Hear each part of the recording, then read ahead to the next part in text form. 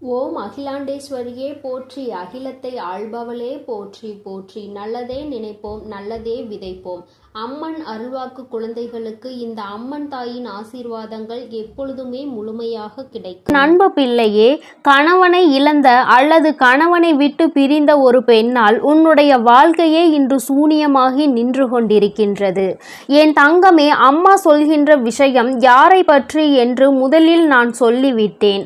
இவர்கள் யார் என்பதை நீ நிச்சயமாக அறிவாய். என் தங்கமே, இவர்களால் உன்னுடைய வாழ்க்கையில் இன்று நடந்து கொண்டிருக்கின்ற போராட்டங்கள் உன்னால் தாங்கிக் கொள்ள முடியாத போராட்டமாக இருக்கின்றது. வாழ்வா சாவா என்கின்ற மனநிலையில் என் பிள்ளை நீ இருந்து கொண்டிருக்கின்றாய். என் தங்கமே, அவர்கள் தங்களின் வாழ்க்கையை தொலைத்து விட்டார்கள். அதற்காக மற்றவர்களின் வாழ்க்கையை நன்றாக வாழ்வதில் அவர்களுக்கு விருப்பம் இல்லை. அதாவது தனக்கு வாழ்க்கை நன்றாக இல்லை என்றவுடன் மற்றவர்களும் நம் முன்னால் சந்தோஷமாக இருந்துவிடக் கூடாது என்று நினைக்கின்றார்கள். அவர்களினுடைய வாழ்க்கை அவர்களுக்கு கேள்விக்குறியாக நிற்கும் பொழுது அவர்கள் முன்னால் இன்னொருவர் சந்தோஷமாக இருந்தால் அதை அவர்கள் மனது ஏற்றுக்கொள்ள மறுத்து நிற்கின்றது. என் தங்கமே, இவர்களை தேடி வேறெங்கும் அலைய வேண்டாம். உன்னுடைய குடும்பத்தில் இருக்கின்ற ஒரு பெண்தான். என் தங்கமே, அவர்கள் செய்ததில் பாதி தவறு பாதி சரி என்றுதான் உன் அம்மா நான் சொல்வேன். ஏனென்றால் உன் பக்கமும் சில விஷயங்களில் தவறு இருக்கின்றது. அம்மா, என் மீது என்ன தவறு? நான் அப்படி என்ன செய்தேன்? எல்லோரும் நன்றாக இருக்க வேண்டும். அவர்கள் வாழ்க்கை இப்படி ஆனதை நினைத்து நானும் தானே வருத்தப்பட்டேன். நீ என்னை பார்த்து நான் தவறு செய்கிறேன் என்று சொல்லிவிட்டாயே என்று என் பிள்ளை நீ நினைக்கின்றாய் அல்லவா? என் தங்கமே, அம்மா சொல்வதை நீ முழுமையாக கேள். நிச்சயமாக அவர்களினுடைய இந்த கோபத்திற்கும் உன் வாழ்க்கையில் பழிவாங்க வேண்டும் என்று நினைத்த அந்த எண்ணத்திற்கும் என்ன காரணம் என்பதை நீ புரிந்து கொள்வாய். என் தங்கமே, பொதுவாகவே தன்னுடைய வாழ்க்கையை இழந்து நிற்கின்றவர்கள் துணை என்று பேசுவதற்கு யாரும் இல்லாதவர்களாக இருப்பார்கள். அவர்களின் மனதில் இருக்கின்ற எண்ணங்களை வெளிப்படுத்த யாருமே அவர்களோடு இல்லை.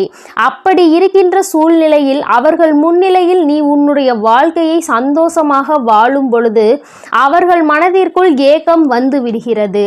நாம் இதுபோல சந்தோஷமாக தானே வாழ்ந்தோம், இப்பொழுது அந்த வாழ்க்கை நமக்கு இல்லாமல் போய்விட்டதே. நமக்கு இந்த விஷயங்களை எல்லாம் இவர்கள் ஞாபகப்படுத்தாமல் இருக்கலாமே என்றுதான் அவர்கள் நினைக்கின்றார்கள். காலத்தினுடைய கட்டாயம் அவர்களினுடைய வாழ்க்கை இப்பொழுது இந்த சூழ்நிலையில் இருக்கிறது. ஆனாலும் அவர்கள் முன்னால் நீ சந்தோஷமாக இருப்பதை வெளிக்காட்டி கொள்வது அவர்களின் மனதை வேதனைப்படுத்துகிறது என்றால் அதை நீ செய்யாமல் இருக்க வேண்டும் அல்லவா? என் தங்கமே, பொதுவாக கணவன் மனைவிக்கு இடையில் இருக்கின்ற அந்யோன்யம் 4 சுவற்றுக்குள் நடுவில் இருந்தால் மிகவும் உத்தமம்.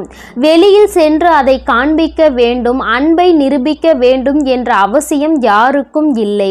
அதே நேரத்தில் இது போன்று ஒருவரினுடைய வாழ்க்கை கேள்விக்குறியாக நிற்கும் பொழுது அவர்கள் முன்னால் நின்று கொண்டு நீ சந்தோஷமாக இருப்பதை உணர்த்தினால் அவர்களை அது காயப்படுத்துவது மட்டுமல்லாமல் அவர்களின் மனதிற்குள் அது நிச்சயமாக பழிவாங்குகின்ற தன்மையை உருவாக்கி கொடுக்கும்.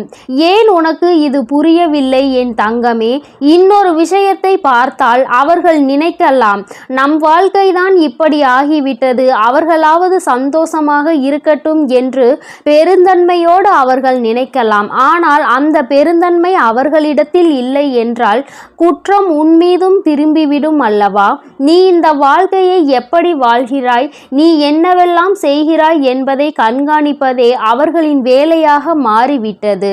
அது மட்டுமல்லாமல் எங்கு செல்கிறாய், என்னவெல்லாம் செய்கிறாய் என்று எப்பொழுதும் உன்னை பற்றியே அவர்கள் சிந்தனை செய்து கொண்டு இருக்கின்றார்கள். அதோடு அவர்கள் நிறுத்தி விடுவது கிடையாது. நீ என்ன செய்கிறாய், நீ இப்பொழுது என்னவெல்லாம் செய்து கொண்டிருக்கிறாய் என்பதை பார்த்து உன்னை பற்றி மற்றவர்களிடம் குறை சொல்வதையே அவர்கள் ஒரு வேலையாக வைத்து கொண்டிருக்கிறார்கள்.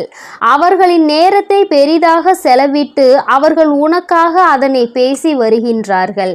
என் குழந்தையே, இவை எல்லாவற்றிற்கும் அடிப்படை காரணம் என்ன தெரியுமா? கணவனை இழந்த அவர்களுக்கு நீ உறுதுணையாக நல்ல நட்பாக இருந்திருப்பாயானால், அல்லது நல்ல ஆறுதலாக இருந்திருப்பாயானால் இத்தனை பிரச்சனைகள் உன் வாழ்க்கைக்கு வந்திருக்காது. நீயோ அவர்களை ஒரு உறவாக மட்டும்தான் பார்த்தாயே தவிர ஒருபோதும் உனக்கு ஒரு நட்பாகவோ ஆறுதலை கொடுக்கின்ற ஒரு உறவாகவோ நீ பார்க்கவில்லை. அப்படி இருந்ததுதான் இன்று உன் வாழ்க்கையில் ஏற்பட்டிருக்கின்ற இத்தனை பிரச்சனைகளுக்கும் காரணம் என்பதை முதலில் நீ புரிந்து கொள்ள வேண்டும். என் தங்கமே, உன் வாழ்க்கையில் சில நேரங்களில் சில நல்ல விஷயங்கள் நடப்பதற்கு இவர்களே காரணமாகவும் இருந்திருக்கின்றார்கள். ஆரம்பத்தில் உன்னுடைய வாழ்க்கையை நினைத்து நீ மிக பெரிய துன்பத்தில் இருந்திருக்கிறாய். அப்பொழுதெல்லாம் அவர்கள்தான் உனக்கு உறுதுணையாக இருந்திருக்கிறார்கள். ஆனால் இன்று அவர்களின் வாழ்க்கை தலைகீழாக மாறிய பொழுது அவர்களுக்கு என்ன செய்வது என்று தோன்றவில்லை. மனதளவில் பாதிக்கப்பட்டதனாலே என்னவோ உன்னுடைய சந்தோஷத்தை அவர்கள் ஏற்றுக்கொள்ள முடியவில்லை. அவர்கள் இந்த வாழ்க்கையை இப்பொழுதே முடித்து கொள்ளலாம் என்று நினைத்த காலமும் ஒரு நாள் உண்டு. ஆனால் அவற்றையெல்லாம் இப்பொழுது தாண்டி வந்து எப்படியேனும் நாம் வாழ வேண்டும் என்று நினைத்து கொண்டு அப்படி ஒரு மனநிலையில் இருக்கும் பொழுது என் தங்கமே, உன்னால் முடிந்த அளவிற்கு ஆறுதலை தான் அவர்களுக்கு நீ கொடுக்க வேண்டுமே தவிர ஒருபோதும் அவர்களின் மனதில் காயங்களை ஏற்படுத்தும் விதமாக நீ நடந்து கொள்ளக்கூடாது. அதற்காக அம்மா உன் துணையோடு உன்னை சந்தோஷமாக இருக்கக்கூடாது, அவர்களிடம் நேரத்தை செலவழிக்க கூடாது என்று நான் சொல்லவில்லை. அவர்கள் இருக்கின்ற இடத்தில் எந்த விதமான அந்யோன்யத்தையும் காட்ட வேண்டாம் என்றுதான் சொல்கின்றேன். அம்மா சொல்லியது உனக்கு வேடிக்கையாக இருக்காமல் உன் கண்களை மூடி ஒரு முறை நீ சிந்தித்து பார். இப்பொழுது அவர்கள் இருக்கின்ற இடத்தில் நீ இருக்கின்றாய். நீ இருக்கின்ற இடத்தில் அவர்கள் இருக்கிறார்கள் என்றால் ஒரு நிமிடம் சிந்தித்து பார். யாரும் இல்லாத ஒரு மனநிலை சுற்றி நம்மோடு இருந்த உறவுகள் எல்லாம் இல்லாமல் சென்று தனி காட்டில் தவிக்க விட்டது போன்ற ஒரு உணர்வு. இப்படி இருக்கும் பொழுது அவர்களுக்கு அதிகமான வேதனை நிச்சயமாக ஏற்படும். அதற்கு நாம் ஆறுதலாக மட்டும்தான் இருக்க வேண்டும். அந்த ஆறுதல் அவர்களுக்கு கிடைக்கவில்லை என்றால் அவர்களினுடைய எண்ணங்கள் மற்றவர்கள் மீது வெறுப்பாக திரும்பத்தானே செய்யும். நம் மீது யாரெல்லாம் அக்கறை காட்டுகிறார்கள் என்பதை தேடி தேடி அவர்கள் பார்த்து கொண்டிருக்கின்ற நேரத்தில் அவர்களின் மனதிற்கு நாம் நிம்மதியை தரும் விதமாக நம்முடைய செயல்கள் இருக்க வேண்டுமே தவிர ஒருபோதும் அவர்களினுடைய மனதிற்கு வேதனை தருவது போல நம்முடைய செயல்கள் இருந்துவிடக் கூடாது என்று என் பிள்ளை நீ நினைக்க வேண்டும். என் தங்கமே, ஒரு பக்கம் அவர்களிடத்தில் இத்தனை நியாயங்கள் இருந்தாலும் என் பிள்ளையே, வாழ்க்கையில் ஒரு மிகப்பெரிய சந்தோஷமே நம்முடைய துணையோடு இருக்கின்ற அந்த சந்தோஷம் தானே. அதிகபட்சமாக நேரம் கிடைக்காவிட்டாலும் கிடைக்கின்ற நேரத்தில் சந்தோஷமாக சிரித்து பேசி மகிழ்வடைவதை கூட அவர்களால் ஏற்றுக்கொள்ள முடியாமல் இருப்பது எந்த அளவிற்கு அவர்களின் மனநிலை பாதிக்கப்பட்டிருக்கிறது என்பதை உனக்கு உணர்த்தி காட்டுகிறது. எல்லா சூழ்நிலைகளிலும் இந்த வாழ்க்கையை எப்படியேனும் கடந்து வந்துவிட வேண்டும் என்றுதான் நீயும் போராடி கொண்டிருக்கின்றாய். எத்தனையோ முறை இந்த வாழ்க்கையை விட்டு சென்று விடலாம் என்று நினைத்திருக்கிறாய்.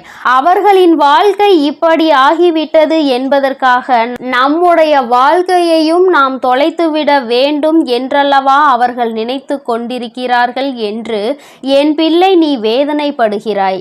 இல்லாததையும் பொல்லாததையும் சொல்லி இல்லத்திற்குள் நிம்மதி இல்லாத ஒரு சூழ்நிலையை உருவாக்கி விட்டார்கள். அதனால் என் பிள்ளை, உன்னுடைய மனது படுகின்ற பாடு என்னவென்பதையும் உன் அம்மாவால் புரிந்து கொள்ள முடிகின்றது. என் தங்கமே, இது நாள் வரையிலும் அவர்களின் எண்ணங்கள் கெட்ட எண்ணங்களாகவே இருந்துவிட்டு போகட்டும். ஆனால் என் தங்கமே, அவர்களை மாற்றக்கூடியது என்பது எளிதான விஷயம் அல்ல. ஆனால் உன்னை நிச்சயமாக உன்னால் மாற்ற முடியும். அப்படியானால் நீ என்ன செய்ய வேண்டும் தெரியுமா? எப்பொழுதுமே அவர்களுக்கு ஒரு ஆறுதலாக நீ இருக்க வேண்டும். எந்த சூழ்நிலையிலும் நீ அவர்களுக்கு கை கொடுப்பாய் என்ற நம்பிக்கை அவர்களுக்குள் நீ கொடுக்க வேண்டும். அப்படி அந்த நம்பிக்கையை நீ கொடுக்கும் பொழுது அவர்கள் வாழ்க்கை இனிமையாக இருக்கும். எந்த சூழ்நிலையிலும் இருந்தும் துணையில்லை என்கின்ற ஏக்கமே அவர்களுக்குள் வராமல் மாறிவிடும். இந்த ஒரு மனநிலையை மட்டும் நீ அவர்களுக்கு கொடுப்பாயானால் அவர்கள் உன்னுடைய சந்தோஷத்தை கண்டு ஒரு நாளும் கோபமடைய மாட்டார்கள். நமக்கு தான் இந்த நிலைமை, அவர்களாவது சந்தோஷமாக இருக்க வேண்டும் என்று மனதார அவர்களே நினைப்பார்கள். அப்பேற்பட்ட ஒரு சூழ்நிலையை உன் வாழ்க்கையில் உனக்கு வர வேண்டும் என்றால் அது உன்னுடைய கையில் தான் இருக்கிறது என்பதை நீ மறந்து விடாதே.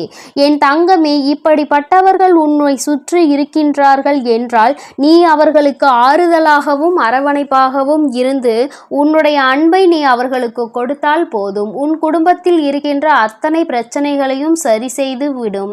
என் அன்பு குழந்தைக்கு இந்த தாயானவளினுடைய ஆசீர்வாதங்கள் எப்பொழுதும் முழுமையாக இருந்து கொண்டே இருக்கும். என் தங்கமே, அதனால் நீ எதற்காகவும் கலங்காதே, எதை நினைத்தும் வருந்தாதே. நீ நல்லதையே நினைத்தால் உன் வாழ்வில் எப்பொழுதும் உனக்கு நல்லது மட்டுமே நடக்கும். என் அன்பு பிள்ளைக்கு இந்த அம்மன் தாயின் அன்பும் ஆசீர்வாதமும் முழுமையாக கிடைக்கும். ஓம் அகிலாண்டேஸ்வரியே போற்றி, அகிலத்தை ஆள்பவளே போற்றி போற்றி.